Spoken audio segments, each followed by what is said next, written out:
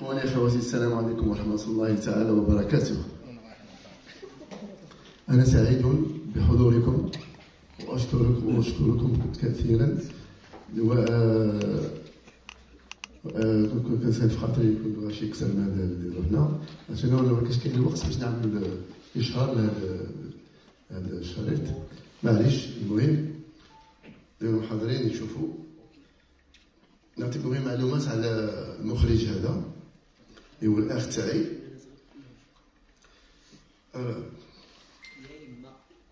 نهضر لكم اللغة الفرنسوية باسكو صافت لي هذه المعلومات تاعو باللغة الفرنسوية. Ben Salim Bouabdallah est un réalisateur, producteur et scénariste. Il est né à Tlemcen.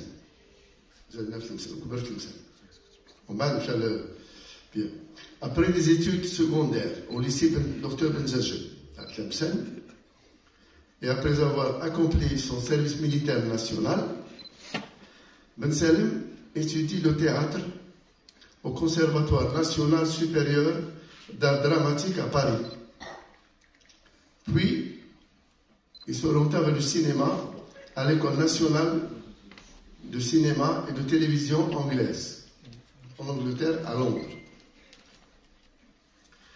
Durant les années 1980 et 1990, il travaille pendant une quinzaine d'années pour les chaînes de télévision anglaises et internationales. En 1997, il fonde sa propre société de production à Londres, se concentrant particulièrement sur l'Espagne musulmane. Parmi ses productions, qui est en 1492, L'Utopie brisée, c'est les Espagnols خرجوا المسلمين بغير اسبانيا. عندنا لو فيلم تاع لي رونكونتر اندلوزي غادي نشوفوه دروك، لا لومبرا et 16 ans de silence. Puis le film تاعو هو قرطبة. كل فيلم عنده تاريخ طويل. Parmi d'autres travaux visuels et productions artistiques, Ben Salim Bouabdallah a écrit dans les années 80 une trilogie explorant l'esthétique du monde musulman. Un travail qui a été soutenu par l'UNESCO.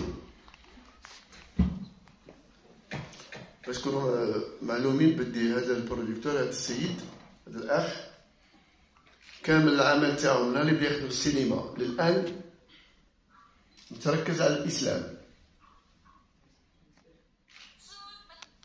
Entre 2009 et 2014, il dirige 2 méga documentaires pour le compte d'une société allemande. Le premier intitulé L'horloge de la Mecque.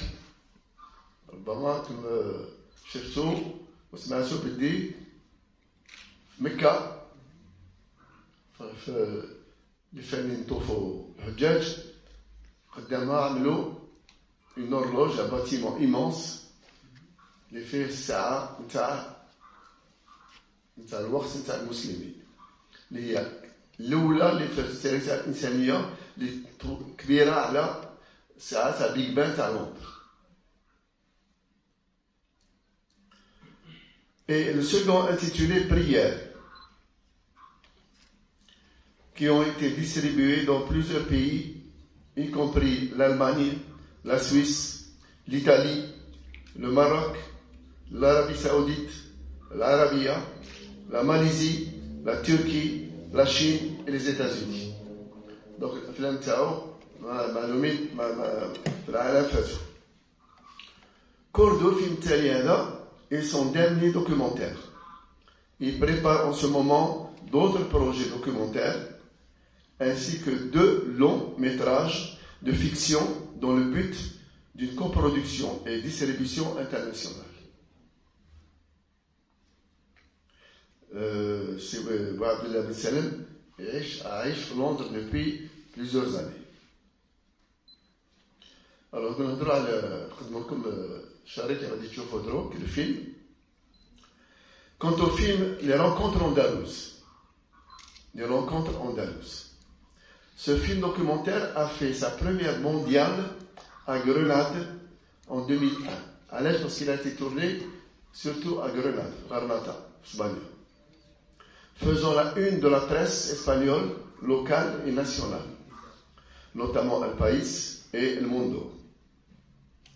Depuis cette date, c'est-à-dire depuis 2001, le film a été présenté lors d'événements publics à travers le monde, notamment en Espagne, en Italie, en France, en Suisse, au Royaume-Uni, au Canada, en Turquie et en Afrique du Sud. Et diffusé sur les chaînes de télévision par satellite. Le film a également fait l'objet d'études anthropologiques dans les universités de Londres, Venise et Barcelone. Les rencontres andalouses ont également été projetées au premier festival du film arabe indépendant à Doha, au Qatar en 2001 et au festival du film de Zanzibar en 2001. Récemment, ce film a reçu, avec le film Cordoue, du même réalisateur, le premier prix au Festival international du film Sophie de Konya, en Turquie, qui s'est tenu en juin 2022. Donc, là, j'ai une معلومات عندي عن الفيلم اللي شفتو براتيكمون و الفيلم يهضر على كيفاش أجنبيين على الإسلام اللي ما كانوش مسلمين كيفاش دخلوا الإسلام وكي دخلوا الإسلام تشوفوا كيفاش يتعاملوا بيناتهم كيفاش يعيشوا الإسلام كما يفيد الإسلام. هاد الناس أنا نفوز معاهم سمانة غرناطة وكيف فوز معاهم سمانة ما نكذبش عليكم من بعد سمانة فوزنا مع 8 معاهم اكزاكتومون. كي تشوف المعاملة بيناتهم حشمت نقول أنا مسلم، حشمت نقول أنا مسلم. علاش؟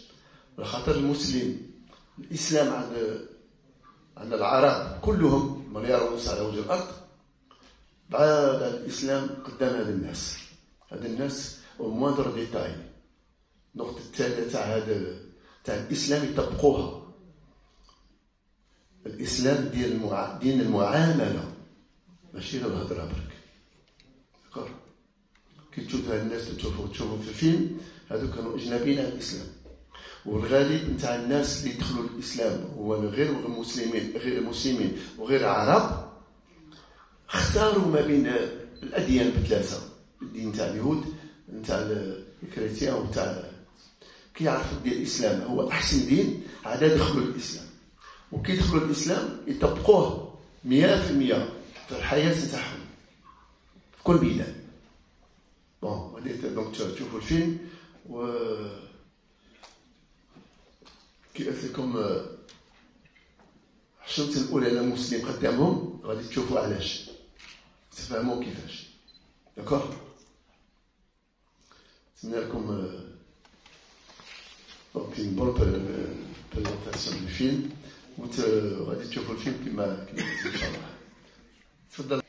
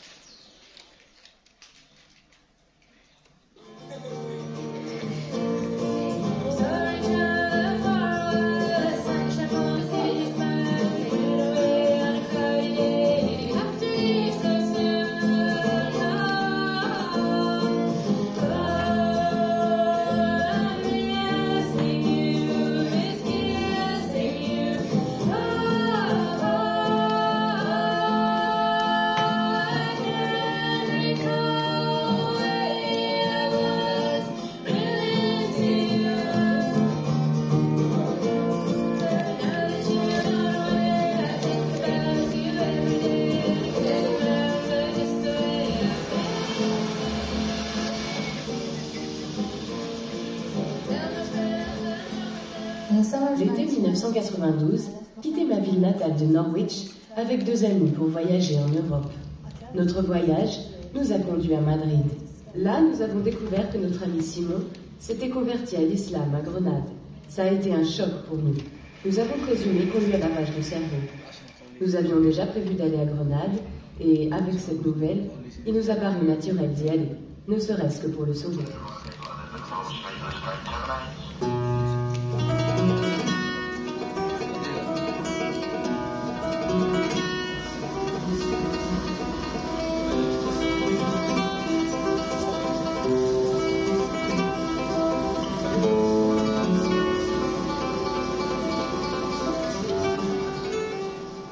Deux jours plus tard, nous sommes arrivés à Grenade, où Simon nous attendait à la gare. Il nous a dit que dorénavant, il s'appelait Othman.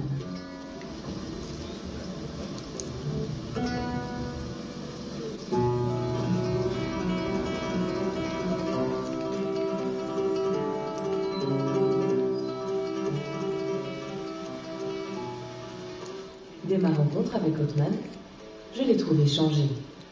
Il avait quelque chose de particulier dans sa façon de parler. Il s'exprimait avec grande joie, clarté et tranquillité.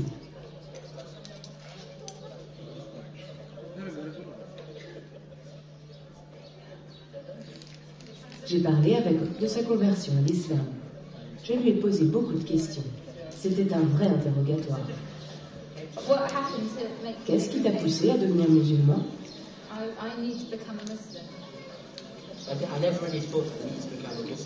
J'ai vraiment pensé que j'avais besoin de devenir musulman.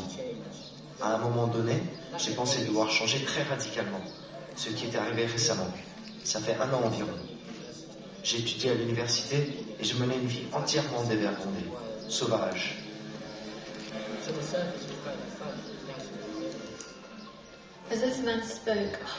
À mesure qu'Othman me parlait, j'ai commencé à voir les choses différemment.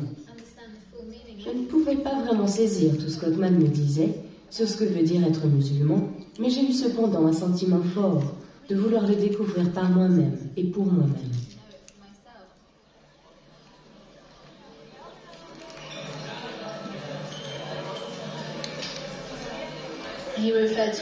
Il mentionnait ses expériences de nombreuses choses, dont on peut dire qu'elles sont abstraites, telles que le libre arbitre, la liberté, le destin, l'amour et la volonté. Et elles n'étaient pas abstraites, elles étaient réelles, elles étaient incarnées dans ce qu'il était. Il semblait que quelque chose dépassant sa volonté lui était arrivé, mais il n'avait pas adopté une mentalité différente pour autant. C'était quelque chose comme une transmutation, une sorte d'alchimie.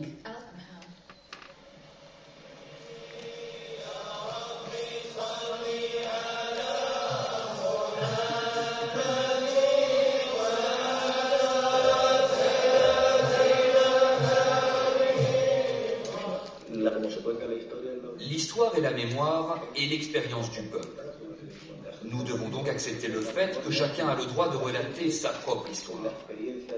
L'histoire de l'Espagne, en tant que peuple, ne peut être comprise correctement que si elle est étudiée de la même que celle des nations qui ont subi l'influence de l'islam, comme le Pakistan, l'Indonésie, la Perse ou encore l'Égypte. C'est-à-dire avec les critères scientifiques de la recherche académique.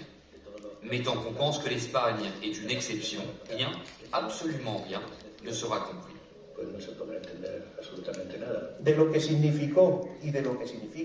La question de l'islam à Grenade, dans le passé et aujourd'hui, a été exagérée.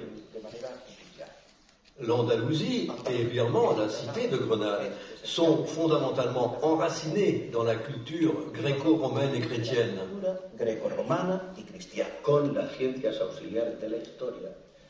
L'étude des sciences annexes à l'histoire, comme l'archéologie, répond aux songes qui ont été dits au nom de l'histoire en général.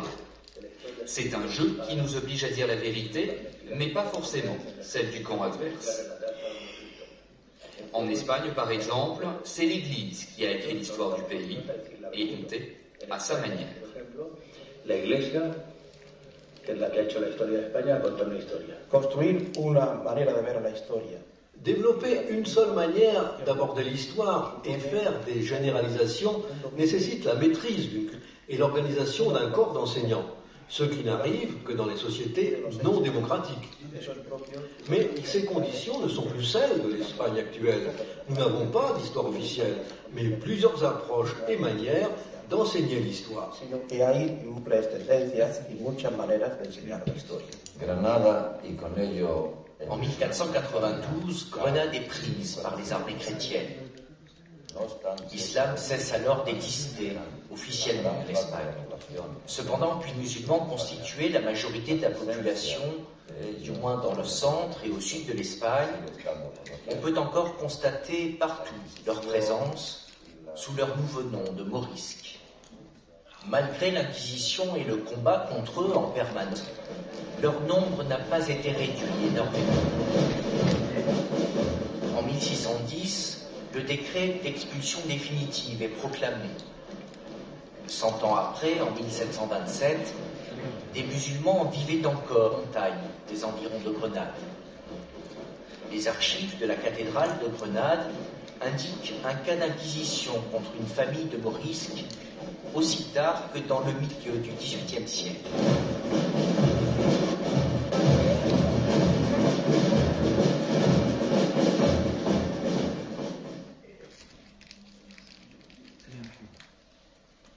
Les musulmans ont toujours été présents en Espagne. En 1970, un événement majeur a marqué le renouveau de l'islam en Espagne.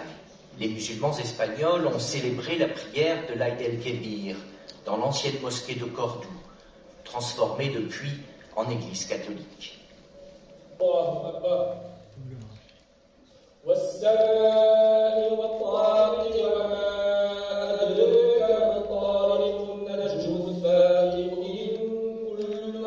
Pour la première fois depuis des siècles, une congrégation nombreuse a pu prier dans cette mosquée de renommée mondiale.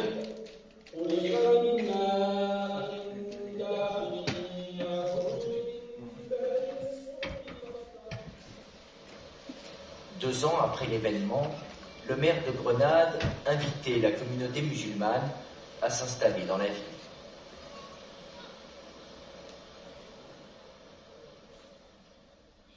À partir de ce moment-là, les portes se sont ouvertes. On pu acheter la terre pour construire la mosquée. Nous avons également acheté une maison dans l'ancien quartier d'Albaicín pour servir de centre à nos activités. Et peu à peu, nous nous sommes établis dans la cité.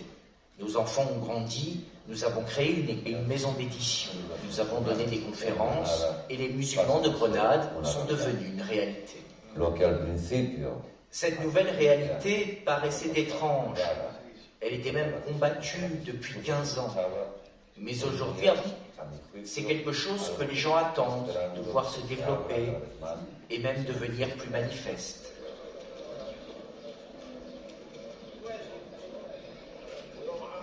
La nouvelle mosquée répondra à cette attente et permettra au peuple espagnol de redécouvrir son héritage islamique. Curieuse et intriguée, j'ai commencé à poser question après question. Auparavant, je n'avais jamais vu les gens qui agissaient les uns envers les autres comme ils le faisaient. Dans leur manière de faire leurs transactions, de communiquer, de se saluer, de manger ensemble, il y avait quelque chose de subtil et de doux.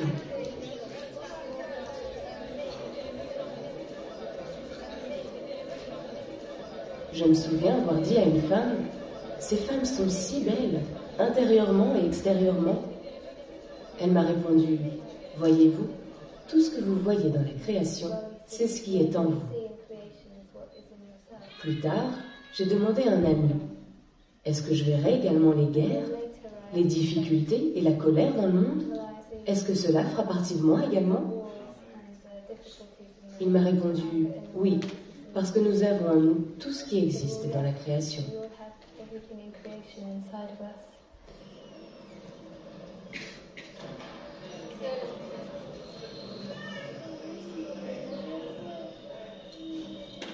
Je me souviens de la première fois que j'ai vu les musulmans prier. C'était une expérience intense, de les voir poser leur tête sur le sol, comme geste de reconnaissance des êtres de la création. Et mettre votre tête bas devant votre Créateur est le signe de la plus grande humilité. Ensuite, ils ont fait la récitation. Tout d'abord, cela m'a paru étrange. Ensuite, certains mots et expressions se sont distingués, et je me souviens qu'ils chantaient le nom de Dieu, d'Allah, lentement, de façon répétitive. Et cela m'a vraiment touchée.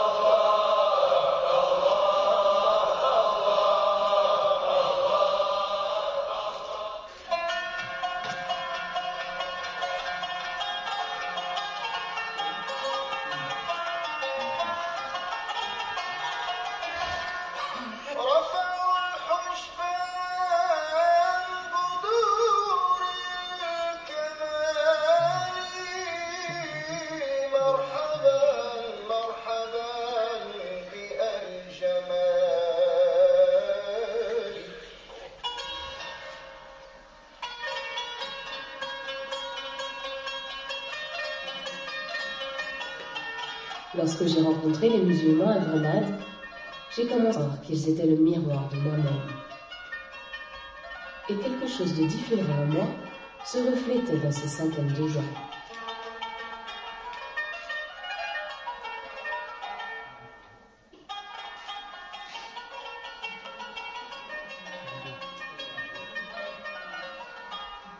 Vous êtes un individu dans une communauté, et autour de vous se reflètent ces différentes facettes de vous-même.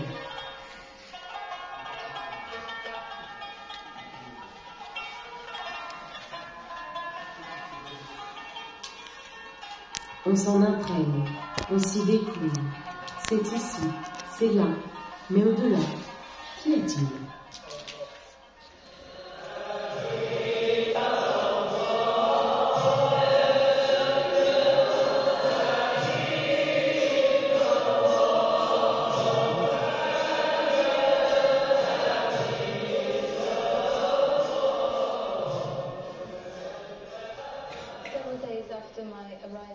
Plusieurs jours après mon arrivée à Grenade, j'ai commencé à faire des rêves intenses.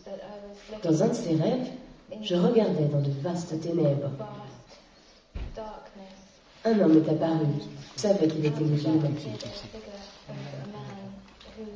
Et durant tout le rêve, il me faisait des signes, et je le regardais, et je voulais aller vers lui, mais j'hésitais. Finalement, je suis allée à sa rencontre. Mais le rêve s'est terminé avant que je le rejoigne.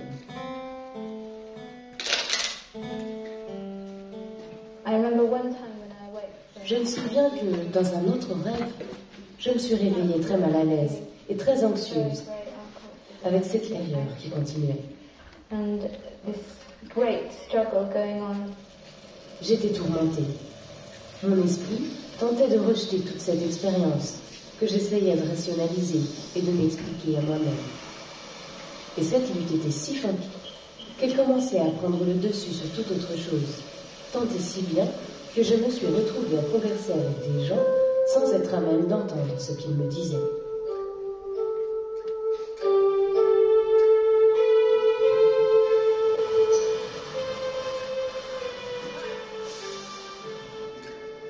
Nous étions toujours d'humeur à voyager, surtout mes copines. Nous sommes allés à Valence et on y est resté avec une amie quelques jours. Et on y a passé de bon, mais je sentais très fortement l'attrait de Grenade. Alors j'y suis retournée. Ce voyage de retour était long. Il faisait chaud. Durant les 5 heures que cela a pris, j'ai pensé constamment au nom d'Allah. Et je me suis dit, non, ça n'a juste. C'est trop étranger pour moi.